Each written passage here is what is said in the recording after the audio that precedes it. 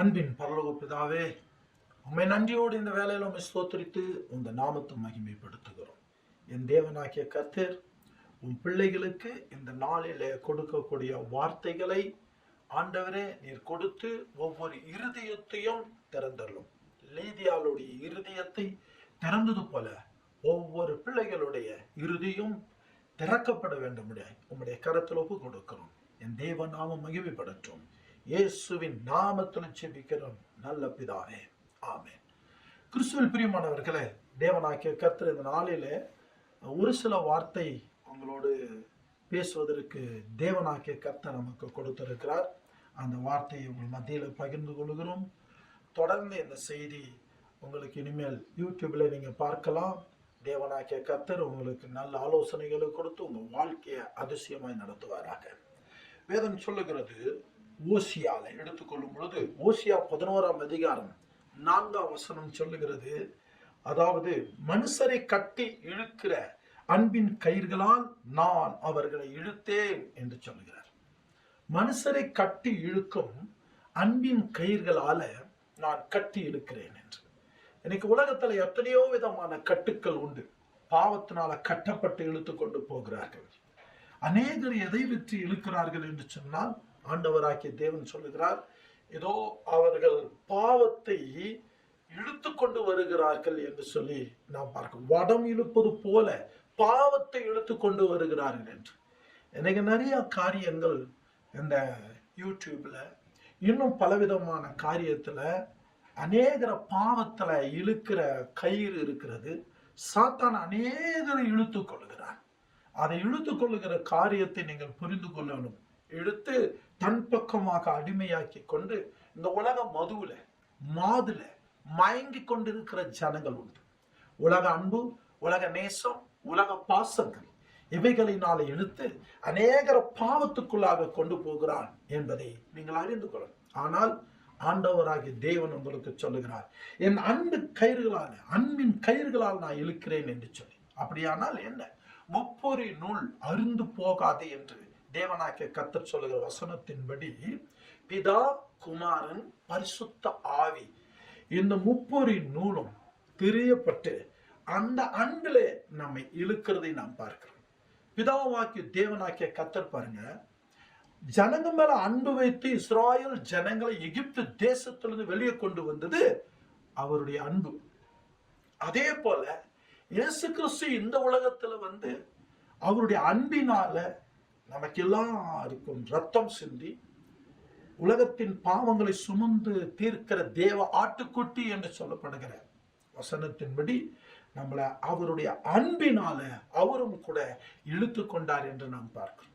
அடுத்து பரிசுத்த ஆவியானவர் இயேசு கிறிஸ்து சொல்லுகிறார், நான் போய் உங்களுக்கு தேற்றரவாளனை அனுப்புகிறேன், சகல சத்தியத்திலும் உங்களை அவர் வழி நடத்துவார் என்று சொன்ன வசனத்தின்படி பரிசுத்த ஆவியானவரும் இந்த உலகத்துல நம்ம மேல அன்பு வைத்து பாவத்திலையும் அக்கிரமத்திலும் கட்டப்பட்டவர்கள், பிசாசு பிடியில கட்டப்பட்டவர்களா விடுதலையாக்க இயேசு கிறிஸ்து பரிசுத்த ஆவியை பெற்று எப்படி பிசாசின் பிடியிலும் நோயின் பிடியிலும் அகப்பட்ட யாவரையும் நான் விடுதலையாக்கினேன் என்று சொன்ன அப்போஸ்தலர் 10:38 படி தேவனாகிய கர்த்தர் பரிசுத்த ஆவியான நமக்கு அனுப்பி நம்மை அவருடைய அன்பின் உபதேசத்தினால நம்ம எடுத்துக் கொள்கிறார். அதனால முப்பொறி நூல் என்பதும் கயிறு என்பதும் தேவனுடைய வார்த்தையை குறிக்கிறது. ஆதியால தான் தேவனாகிய கர்த்தர் அந்த வார்த்தையினால நம்ம இழுத்துக் கொள்ளுகிறார். அன்பினாலே இழுத்துக் கொள்ளுகிறார். அன்பின் கட்டுக்குள்ள கொண்டு வருகிறார். எத்தனை மேன்மையான ஒரு காரியம் என்பதை நீங்கள் புரிந்து கொள்ளுங்க. மனுஷன் அன்பின் கயிறுகளை போடலாம். மனுஷன் எந்த கயிறு வேணாலும் போடலாம். அது தூக்கு கயிறா கூட மாறிவிடும். ஏன்னா சில இடங்களில் பார்க்கும்போது அன்பினால இழுத்து தன் ஏமாற்றுகிறவர்கள் அது தூக்கு கயிறாக மாறுகிறது, தற்கொலை கயிறாக மாறுகிறது. அது அருந்து போகிறான், பாதியில அருந்து போகிறான். ஆனா தேவ அன்பு பாதியிலிருந்து அருந்து போகல. அதனால்தான் சொல்றாரு, மனுஷனை கட்டி இழுக்கிற அன்பின் கயிறுகளால் நான் அவர்களை இழுத்து கொண்டேன் என்று சொல்லி. இதை பார்க்கும் பொழுது இன்னைக்கு நமக்கும் ஆண்டவர் கற்றுக் கொடுக்கிறார். இன்னைக்கு ஆண்டவராகிய தேவன் ஊழியக்காரர்களை அழைத்து அந்த ஊழியக்காரர்கள் எல்லாருமே அன்பில நிறைந்திருக்க வேண்டும் என்பதற்காக ரோமர் 5:5 பரிசுத்த ஆவி என்ற அன்பினால நமக்குள்ள நிரப்பி இருக்கிறார், ஊற்றி இருக்கிறார். பரிசுத்த ஆவியானவரை நமக்குள்ள ஊற்றி இருக்கிறார், அந்த அன்பை ஊற்றி இருக்கிறார்.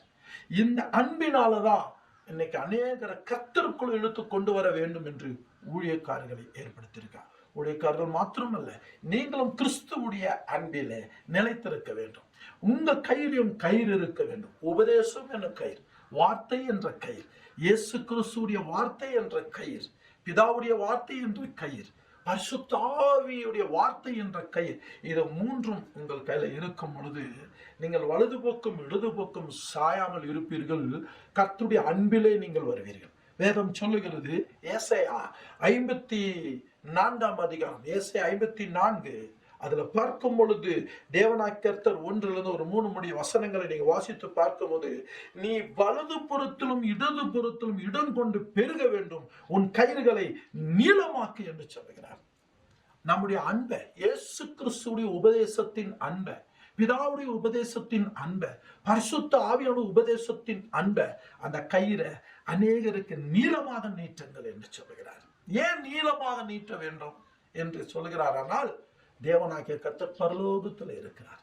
அங்கிருந்து அவருடைய அன்பு நீளமாக இருக்கிறது என்றால் அவருடைய அன்புக்கு அகலம் இல்லை, அவருடைய அன்புக்கு நீளம் இல்லை. அதனால தான் போய்கொண்டே இருக்கும், அன்புக்கு முடிவு இல்லை.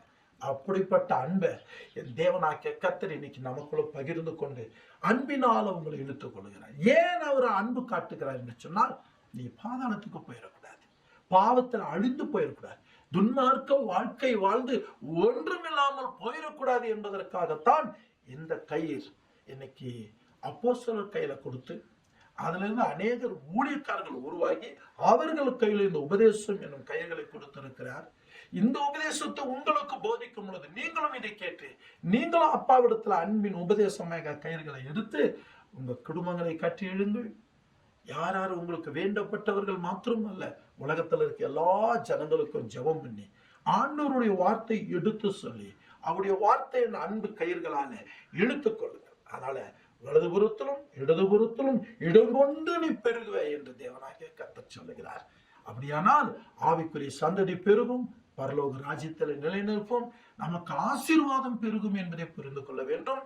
ஆவிக்குரிய குடும்பங்கள் பெருகும் என்பதை அறிந்து கொள்ள வேண்டும். இவ்வளவாய் தேவன் நம்ம மேல அன்பு கூர்ந்து உலகம் முழுவதும் ரட்சிக்கப்பட வேண்டும், யாரும் கெட்டு போயிடக்கூடாது என்பதற்காக அவருடைய அன்பையே இந்த பூமியில மரணத்தின் நிமித்தமாக காட்டினார், ரத்தம் சிந்துதல் நிமித்தமாக காட்டினார், சிலுவையில தொங்குறது நிமித்தமாக காட்டினார், ஆணியில் அடிபட்ட கரங்களினால காட்டினார், கால்களிலே ஆணியினால துளைக்கப்பட்ட கால்களினால அன்பை காட்டினார், விழாவினால ரத்தமும் நீரும் வெளிப்பட்டதை குத்திய பொழுது அதன் நிமித்தம் அன்பை வெளிப்படுத்தினார்.